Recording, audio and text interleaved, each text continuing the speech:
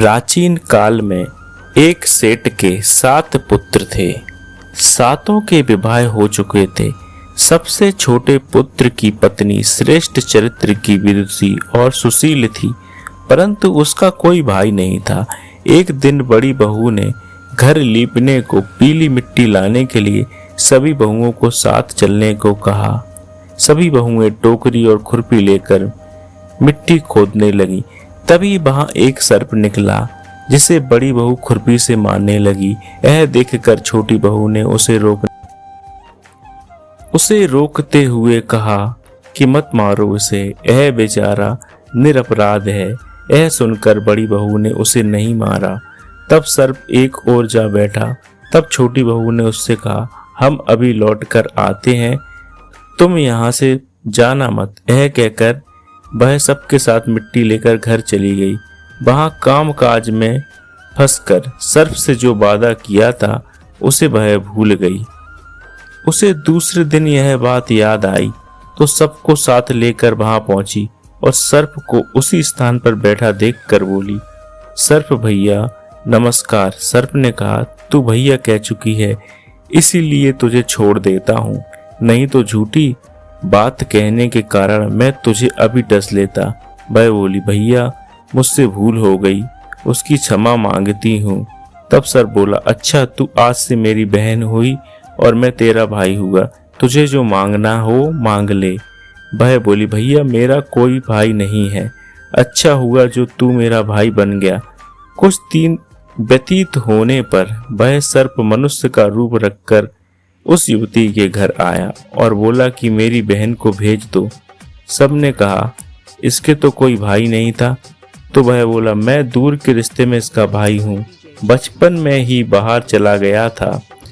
उसके विश्वास दिलाने पर घर वालों ने छोटी को उसके साथ भेज दिया। उसने मार्ग में बताया कि मैं वही सर्प हूँ, इसलिए तू डरना नहीं, जहाँ चलने में कठिनाई हो वहां मेरी पूंछ पकड़ लेना।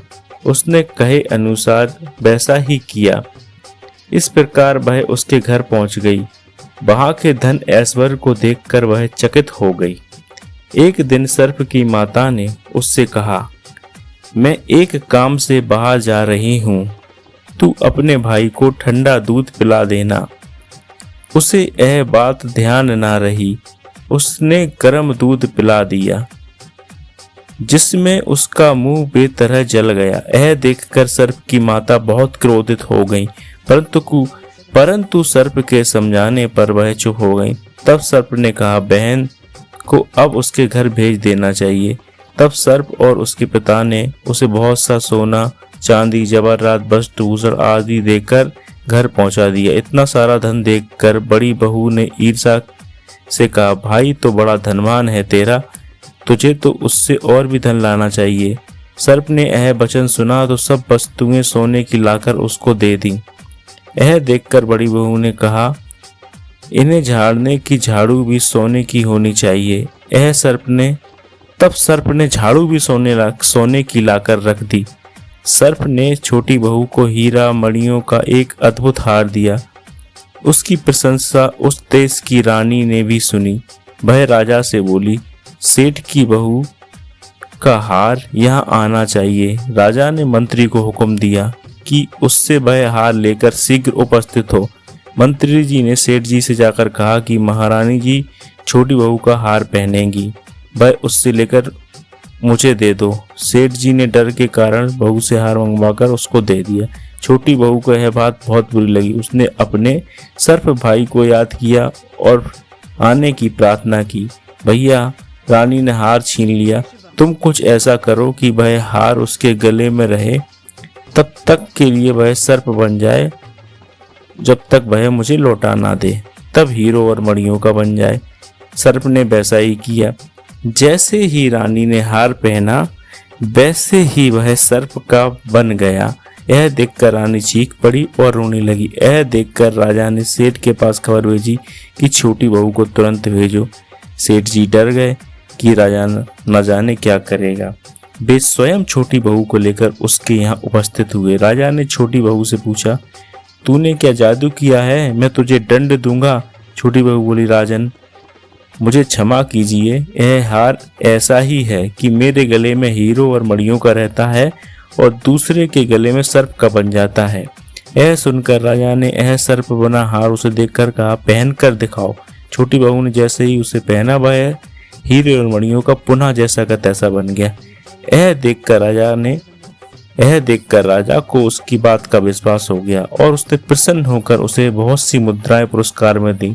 छोटी बहू अपने हार और इन मुद्राओं को लेकर घर पहुंची। इतने सारे धन को देखकर बड़ी बहू को ईर्ष्या के कारण उसने अपने पति को सिखाया कि छोटी बहू के पास इतना सारा धन। यह सुनकर उसके पति ने अपनी पत्नी को बुलाकर कहा, ठीक ठीक बता दे कि यह धन तुझे कौन देता है। तब वह सर्प को याद करने लगी। तब उसी समय सर्प ने प्रकट होकर कहा, यदि मेरी धर्म बहन के आचरण पर संदेह प्रकट करेगा तो मैं उसे खा लूंगा। यह सुनकर छोटी बहू का पति बहुत प्रसन्न हुआ। उसने सर्प देवता का बड़ा सत्कार किया। उसी दिन से नाग पंचमी का त्योहार आज तक मनाया जा रहा है। नाग पंचमी हिंदू सनातन धर्म का एक प्रमुख त्योहार है। हिंदू पंचांग के अनुसार यह श्रावण मास शुक्ल पक्ष की पंचमी के दिन मनाया जाता है। इस दिन नाग देवता सर्पों की पूजा की जाती है तथा उन्हें दूध से स्नान कराया जाता है। परंतु वर्तमान में कुछ वर्षों से कहीं कहीं सर्पों को दूध पिलाने की परंपरा चल रही है। सर्पों का पाचन तंत्र दूध के लिए नहीं बना है। दूध न पचने से उनकी मृत्यु हो जाती है। शास्त्रों में भी नागों को दूध पिलाने को नहीं बल्कि दूध से स्नान कराने को कहा गया है। इस दिन अष्ट नागों की पूजा की जाती है। कई स्थानों पर मेला लगता है, लेकिन वाराणसी काशी में नागकुआ नामक स्थान पर भव्य मेला दर्शनीय होता है। कई जगहों गांवों कस्बों में कुश्ती का आयोजन भी होता है।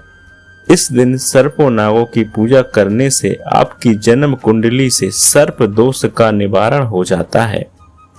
पूजा विधि, नाग देवता के दर्शन अवश्य करना चाहिए। अगर हो सके तो बांबी की पूजा करें, जहां नाग देवता का निवास होता है। उन्हें पुष्प दूध अर्पण करें। सुगंधित पुष्प चंदन इत्र आदि से अर्पण करें, क्योंकि नाग देवता को सुगंध अति प्रिय होती है। ओम कुरु कुलये हुम फट स्वाहा, ओम कुरु कुलये हुम फट स्वाहा। इस मंत्र का जाप करने से सर्प विष दोष दूर हो जाता है। घर पर भी आप किस प्रकार पूजा कर सकते हैं? अगर आप मंदिर जाकर पूजा नहीं कर पा रहे हैं तो घर पर भी आप पूजा कर सकते हैं। लकड़ी की चौकी पर लाल कपड़ा बिछा लें। उसके बाद गाय के गोबर या मिट्टी से बने नाग देवता की प्रतिमा स्थापित करें। घी का दीपक जलाएं। दूध और जल से मूर्ति का जलाभिषेक करें। चंदन पुष्प अर्पण करें। इस दिन क्या नहीं करें? भूमि नहीं खोदना चाहिए। जहां सांपों की बामी हो वहां तो बिल्कुल भी ऐसा ना करें। सर्प दिखे तो उसे मारे नहीं, बल्कि आस्तिक मुनि का नाम लें, वह सर्प वहां से चला जाएगा। एक विशेष बात, शाम ढलने के बाद सर्पों का नाम नहीं लेना चाहिए। ऐसे ही हिंदू सनातन संस्कृति से संबंधित तीज त्योहारों की जानकारी के लिए हमारे सत्य सनातन धर्म से संबंधित इस चैनल को लाइक एवं सब्सक्राइब करें एवं बेल आइकन को दबाना मत भूलें, ताकि आपके पास वीडियो अपलोड करने के तुरंत बाद नोटिफिकेशन आ जाए। धन्यवाद। नमः। ओम नागेश्वराय नमः। ओम नागेश्वराय नमः। ओम नागेश्वराय नमः।